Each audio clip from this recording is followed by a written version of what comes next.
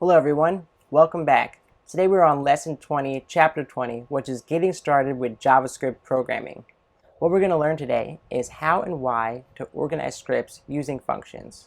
We're going to learn what objects are and how JavaScript uses them.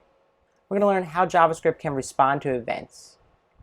We're going to learn how and when to use conditional statements and loops. We're going to learn how browsers execute scripts in the proper order. We're going to learn basic syntax rules for avoiding JavaScript errors, and we're going to learn what JSON is and how it can be used. In this lesson and chapter, it starts off with going through some basic concepts. There are a few basic concepts and terms that you're going to run into throughout this lesson, so it's good to learn about these basic building blocks of JavaScript before we move forward. It goes through learning what a statement is. A statement is a basic unit of JavaScript programming, and it's a section of code that performs a single action. So make sure you get familiar with those examples of what a statement is and understand that, because we're going to use that term a lot. And then it talks about combining tasks with functions. A function is a number of JavaScript statements that are treated as a single unit. So a statement that uses a function is referred to as a function call. Variables. In lesson 4, the introduction to JavaScript, variables is a container that can store a number, a string of text, or another value. So JavaScript variables can contain numbers, text, strings, and other values. And we're going to learn more about variables in much greater detail in lesson 22. Understanding objects. Like variables, objects can store data, but they can store 2 or more pieces of data at once. So as you'll learn throughout the JavaScript-specific lessons in this course, using built-in objects and their methods is fundamental to JavaScript. It's one of the ways the language works, by providing a predetermined set of actions that you can perform. So for example, the document.write functionality that we saw in the previous lesson, lesson 19, you can use the write method of the document object to output text to the browser for rendering. Objects can also include methods. So a method is a function that works with an object's data. For example, a person object for the address book might include a display method to display a person's information. In JavaScript terminology, the statement bob.display would display Bob's details. Just an example. I know it seems a lot, but once you see it in place, it will make a little more sense. So conditions or conditionals enable you to answer questions. A typical conditional uses the if statement. So if this, or if this, then this. So it's quite likely that you're going to use one or more conditional statements in most of your scripts. So there is an entire lesson devoted to controlling the flow with conditionals and loops, which is in lesson 23. So we will learn more about this. Loops, another useful feature in JavaScript. Loops are groups of statements that repeat a certain number of times. So the for statement is one of several statements JavaScript uses for loops. And computers are really good at performing repetitive tasks, such as looping. So you're going to use loops in many of your scripts in a lot more useful ways than they talk about in the examples in this lesson. And then event handlers, which we also talked about in lesson 4, chapter 4. Not all scripts are located in the script tag. You can use scripts as event handlers. And it's really just what it sounds. Event handlers are scripts that handle events. We also learned a little bit about this in the previous lesson, lesson 19. It goes through and gives you an example in chapter 20 of a simple event handler where you click on this link and then it shows an alert, a pop-up comes up, and that's a simple event handler. The chapter then goes through and talks about JavaScript syntax rules. JavaScript is a fairly simple language, but you need to be careful in how to use its syntax. A syntax is rules that define how to use the language correctly. So the rest of these lessons that we're going to talk about really cover many aspects of JavaScript syntax. So here's a few basic rules to help you out. JavaScript, almost everything in JavaScript is case sensitive, which means you cannot use lowercase and capital letters interchangeably. A few general rules are JavaScript keywords, such as for and if, are always lowercase. Built-in objects, such as math and date, are capitalized. And DOM, document object model. So DOM object names are usually lowercase, but their methods are often a combination of upper and lowercase, which is sometimes called camel casing. Variable, object, and function names. When you define your own variables or your own objects or your own functions, you can choose their names. Names can include uppercase letters, lowercase, numbers, and an underscore character. There's a bunch of reserved words in JavaScript, so any of your variable, object, or function names cannot be one of those reserved words, and they include words that make up the JavaScript language, such as if, for, window, document, math, date. You can find a list of them, and your book gives you a URL where to find that list of reserved words. Spacing. JavaScript ignores blank space, which as programmers we call this white space. So you can include spaces and tabs with a line or blank lines without causing an error. So blank space often makes a script more readable, so don't hesitate to add a new line or use blank space in your code. Then it talks about using comments. JavaScript comments enable you to include documentation within your script. Brief documentation is useful if anyone else is looking at your code or looking at your script and wants to see what it does. And it will even help you understand it when you're coming back to your code after not looking at it for a while. I usually always include comments in my code when I'm developing or working on a project with multiple developers. Your book then goes through and talks about some best practices for JavaScript, which is always use comments, use a semicolon at the end of each statement, and only use one statement per line. Use external JavaScript files whenever possible, just like with CSS. Always encourage you guys to use external CSS files. Sometimes I don't do it in the examples just because I like to keep everything on one page for you guys to see and look at. That way I don't have to keep changing the page over, but you should always be using external CSS and external JavaScript files. That is best practice. Another thing for JavaScript best practices is avoid being browser specific. As we learn more about JavaScript, you'll see some features that will only work in one browser or certain browsers. And then we want to keep JavaScript optional. Don't use JavaScript to perform essential functions on your site. Don't make JavaScript your primary navigation links because users without JavaScript won't be able to use your site, even though you can do really cool things with JavaScript. Don't make it one of the key things of your site. There are many more best practices which you'll learn about as we keep learning more about JavaScript. Understanding JSON. JSON, or JavaScript Object Notation, is a common way to structure and store information either used by or created by JavaScript-based functionality on the client side. So it's a good time to familiarize yourself with JSON. So coming up next, I'm going to share my screen with you and go over some examples and basic syntax and basic things that we learned in JavaScript in this lesson. Here's an example of an event handler. After this div, we have a link, goes to Google. Then we say on click, show an alert, it says this. So if we load this page, if we click go to Google, it will say this page says aha, an event. We click OK, it then takes us to Google. So notice how you can add your on click alert and it will show this alert box and you can add whatever text there you want, and upon clicking OK, it brings you to the page after. We're going to go through some of the basic syntax of JavaScript, such as how to create variables, statements, functions, conditions, loops, and events. So first thing, is say how to create variables. This is a variable called favColor, and we're going to assign it red, which is a string of text. This is a variable called favNum. We're going to assign it an integer of 777. I'm going to go through all these and then we'll talk about displaying the result on the page. Here's a statement. Z equals x plus y. So we're assigning x the value of 500, y the value of 250, and z equals x plus y. Functions, which we talked about in lesson 4, chapter 4. We have a function called myFunction, and it takes in the parameters of x and y. And what it does is it returns x times y. So when you call this function, you have to feed it two numbers, and then it multiplies those numbers. Conditionals, we set a variable age, and we set it to 14.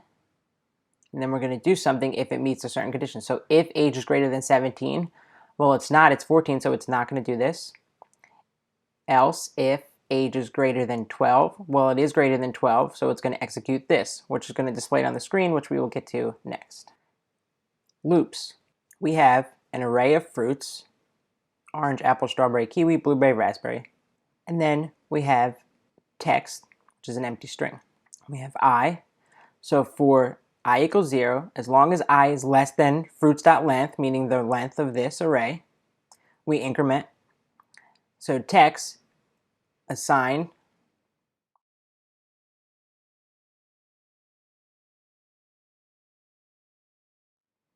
equal fruits at whatever position I. So it's going to go through this array and add orange, and then add apple, strawberry, kiwi, blueberry, raspberry. Then it's going to stop at the length of this at the end. And then I'll go through and show you how to display it on the screen.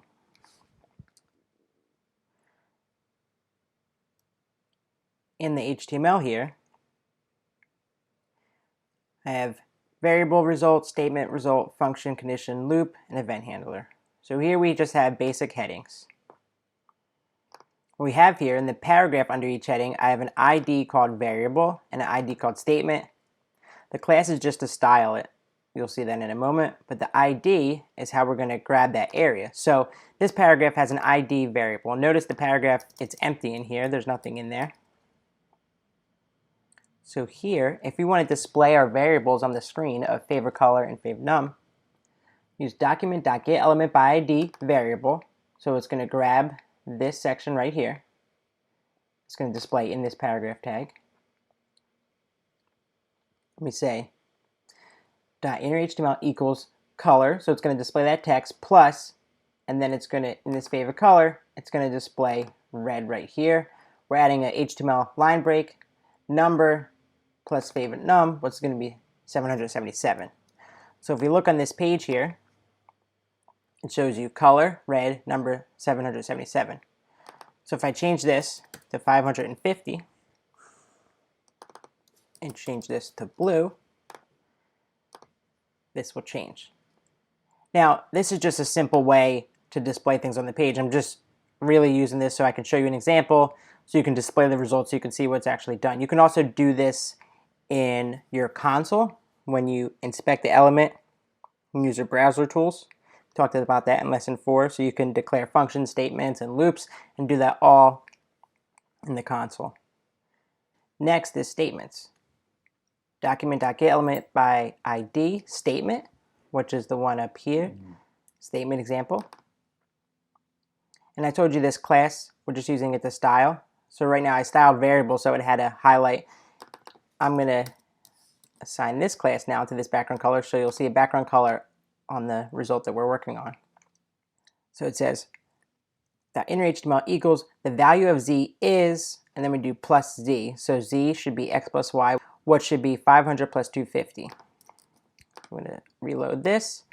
Now we got the value of z is 750. Functions. My function. So document.getElementById function, which is same thing up here. This ID is function, so it's going to display in this area, equals my function 7, 5. So we're calling this function and we're feeding it the parameters of 7 and 5. So what it's going to do is 7 times 5. And then the result here, let's make sure we give it a background so we can see. Go back to the function section. And it's 35. It displays there. Conditionals. Age is 14. So if age is 14, it's going to be here, age greater than 12. So document.getElementById condition. And then you are a teenager. So let's make sure we show our background there. Notice how I have this background color of light yellow. And I added those classes in here so I can have all these classes assigned with this background color so we can see what we're working on.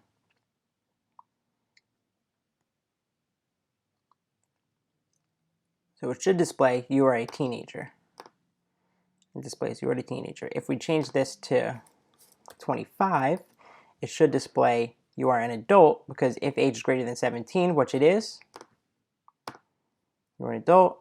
And then if we put 8, so it's not greater than 17, it's not greater than 12, else you are a child, you are a child. Loops. So it's going to go through and iterate through the length of this array that many times, and it's going to add each element, and then we're going to say document.getElementById loop, which is this one right here. We're going to add this class loops to style it with the background.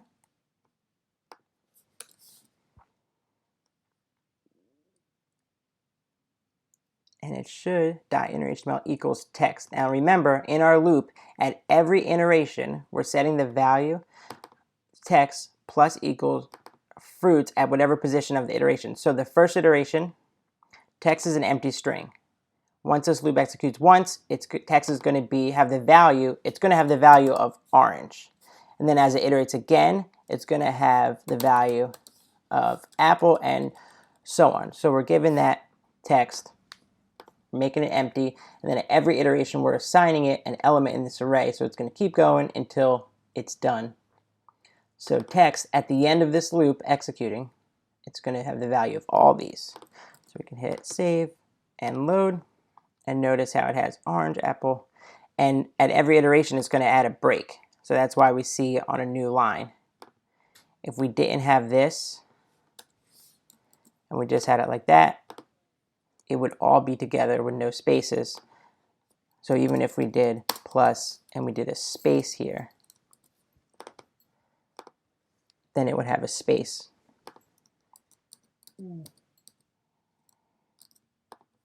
So that's why we added the break there. And lastly, we have an event handler. Now this event handler, you don't have to do it in the script.